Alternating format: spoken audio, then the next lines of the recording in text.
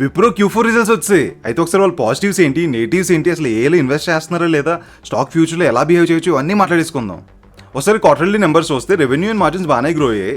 కాదు ప్రాఫిట్లో స్టార్టింగ్లో కొంచెం డిప్ వచ్చింది, కాదు ఎండింగ్లో అది కూడా రికవర్ అయిపోయింది. అండ్ ఇప్పుడు ఒకసారి ఇయర్లీ నెంబర్స్ చూస్తే లాస్ట్ 4 ఇయర్స్లో రెవెన్యూ కానీ ప్రాఫిట్ కానీ ఈ ఇయరే హైయెస్ట్. ఇప్పుడు ఒకసారి రిజల్ట్స్ ఉండే పాజిటివ్ పాయింట్స్ మాట్లాడుకుంటే ఈ క్వార్టర్లో 3,502 crores ప్రాఫిట్ వచ్చింది.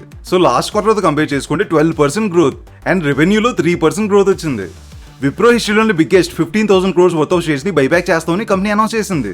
అది కూడా 250 రూపీస్ దగ్గర. సో కరెంట్ ప్రైస్ తో కంపేర్ చేసుకుంటే 19% ప్రీమియం. Q4లో $3.5 billion worth of deal sign చేశారు. అమెరికన్ క్లయింట్ తో ఇష్యూస్ ఉన్నా సరే యూరోప్ లో banking and finance deal momentum చాలా స్ట్రాంగ్ గా ఉంది. ఐటీ సర్వీసెస్ మార్జిన్ వీళ్ళు 17.3% దగ్గర మెయింటైన్ చేశారు. ప్రెసెంట్ ఉన్న సిచ్యువేషన్ ఇది చాలా గ్రేటే. కానీ రిజల్ట్స్ ని కొంచెం ఇండెప్త్ గా చూస్తే కొన్ని రెడ్ ఫ్లాగ్స్ కూడా కనిపించాయి.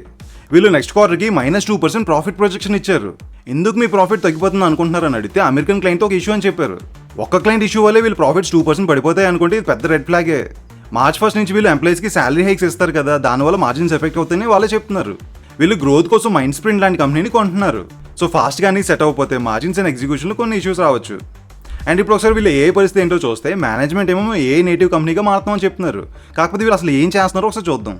ముందు వీళ్ళు జస్ట్ ఐటీ సర్వీసెస్ ప్రొవైడ్ చేసేవారు, కానీ ఇప్పుడు వీళ్ళు సర్వీసెస్ సాఫ్ట్వేర్ మోడల్లోకి పివిట్ అవుతున్నారు. విప్రో మైండ్ స్ప్రింట్ని అక్వైర్ చేసుకుందని ముందు మాట్లాడుకున్నాం కదా, దానివల్ల విప్రోకి ఏ క్యాపబిలిటీస్ పెరుగుతాయి. విప్రో ఎంప్లాయీస్ ఇప్పుడు ఏని వాడడం వల్ల వాళ్ళ ప్రొడక్టివిటీ పెరిగింది. సో ముందులాగా ఎక్కువ మందిని హైర్ చేయాల్సిన అవసరం లేదు.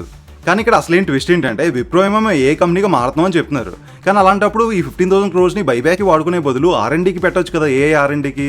సో ఇదే ఇప్పుడు మార్కెట్లోనో biggest question. So as a retail investor అసలు విప్రో స్టాక్లో ఏం జరగవచ్చో ఒకసారి మాట్లాడుకుందాం.